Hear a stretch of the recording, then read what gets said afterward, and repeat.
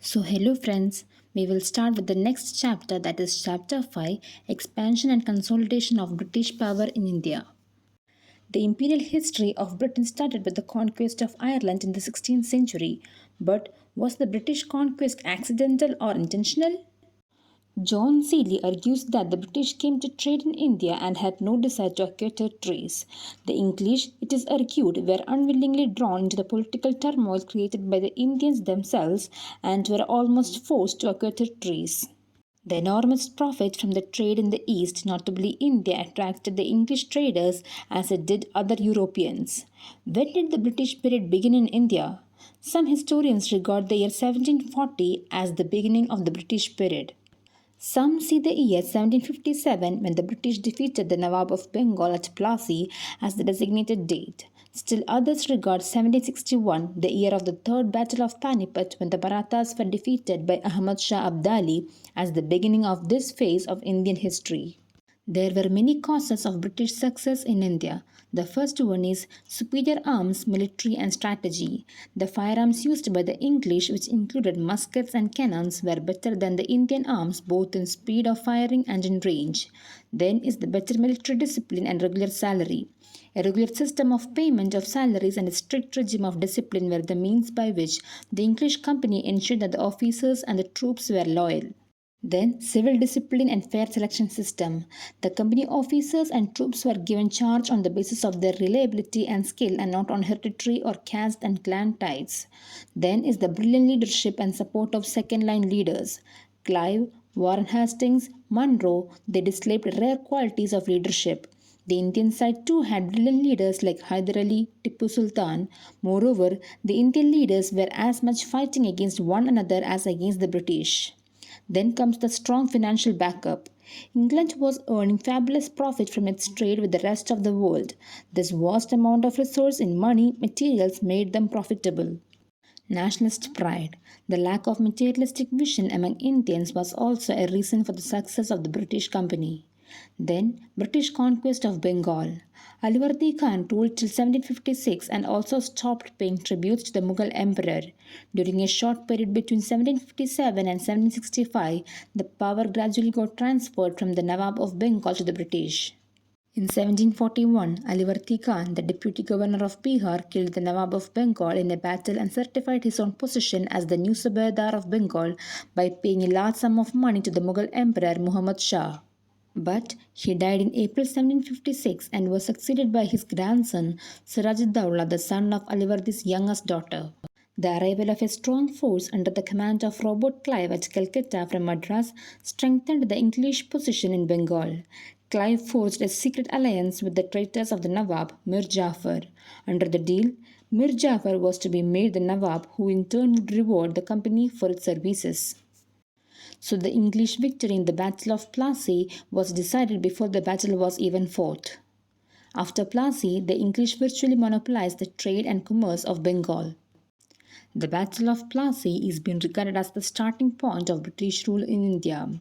Then comes the Mir Qasim with the Treaty of 1760, in which it was agreed that Mir Qasim's enemies were the company's enemies and his friends the company's friends. The combined armies of Mir Qasim, the Nawab of Awadh, and Shah Alam II were defeated by the English forces under Major Hector Munro at Buxar.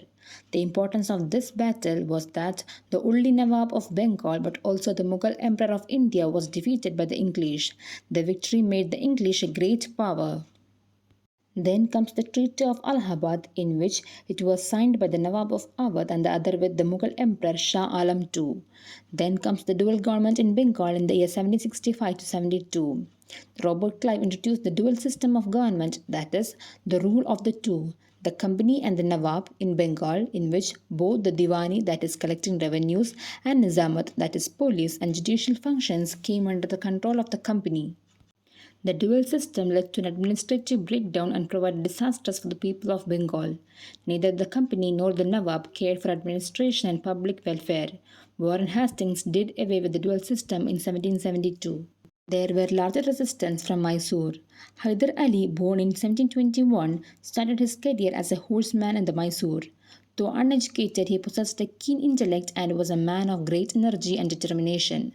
Haidar Ali took the help of the French to set up an arms factory at Dingle and also introduced Western methods of training for his army. He fought the First Anglo-Mysore War in the year 1767 to 69. The war was concluded by Treaty of Madras, and in 1780 to 84 the Second Anglo-Mysore War was fought. This was ended up with the signing of Treaty of Mangalore. Then comes the Third Anglo-Mysore War, which was ended with the Treaty of Seringapatanam. The English as well as Tipu Sultan used the period 1792 to 1799 to recoup their losses, and then the Fourth Anglo-Mysore War was fought. As the Mughal Empire declined, the Marathas got a chance to rise in power. So the Third Battle of Panipat in 1761, they were defeated by Ahmad Shah Abdali, changed the situation, they regrouped, regained their strength, and within a decade achieved a position of power in India. Then, the First Anglo-Maratha War was fought in the year 1775 to 82.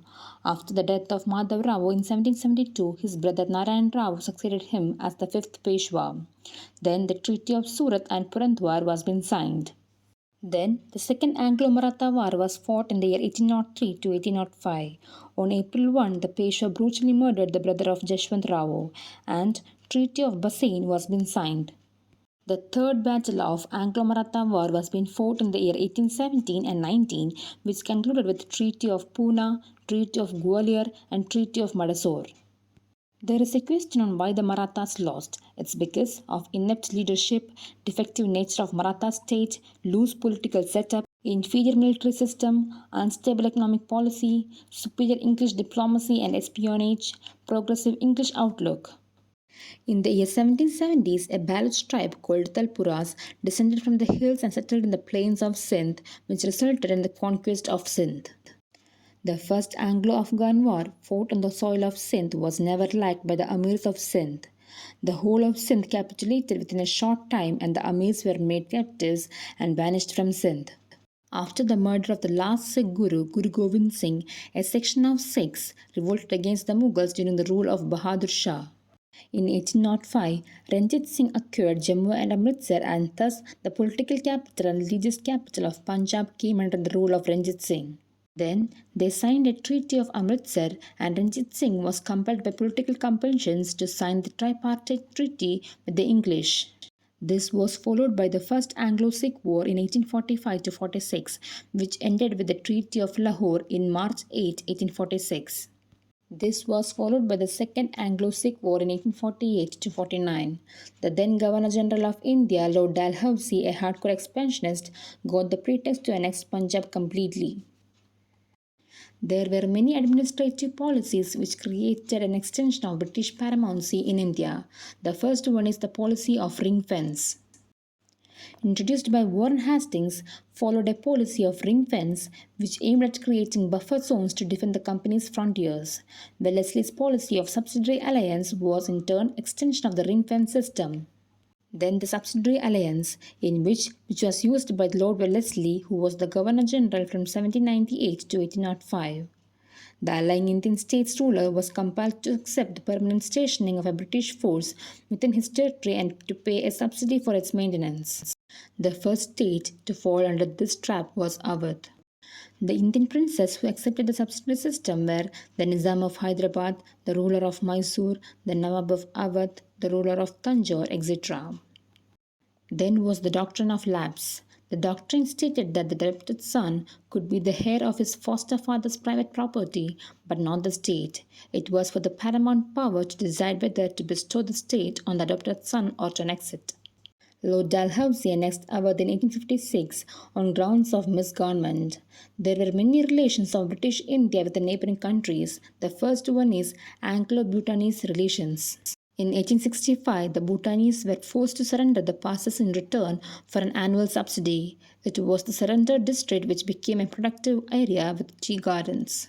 Then comes the Anglo-Nepalese relations, in which the Gorkhas wrested control of Nepal. They began to expand their dominion beyond the mountains. In 1801, the English annexed Gorakhpur, which brought the Gorkhas boundary and the company's boundary together, and the war ended with the Treaty of Sagauli.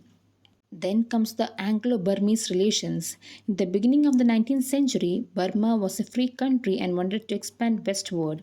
The first war with Burma was fought when Continuous friction along the ill-defined border between Bengal and Burma began. The Second Burma War occurred in 1852 and the Third Burma War in 1885. There were also relations with the Tibetan as well as the Afghan. Then later, Lytton became the Viceroy of India in 1876. Under him, the Second Anglo-Afghan War was fought in 1870 to 80. A compromise was reached by drawing a boundary line known as the Durand Line between the Afghan and the British territories. Curzon, the viceroy between 1899 and 1905, followed a policy of withdrawal and concentration. British troops withdrew from advanced posts. Curzon's policies resulted in a peaceful northwest frontier. In January 1932, it was announced that the NWFP was to be constituted as a governor's province. Since 1947, the province belongs to Pakistan. So with this, we comes to an end of chapter 5, that is expansion and consolidation of British power in India. I hope you all guys like this video. Please do like, share, comment and subscribe to my channel. Thank you.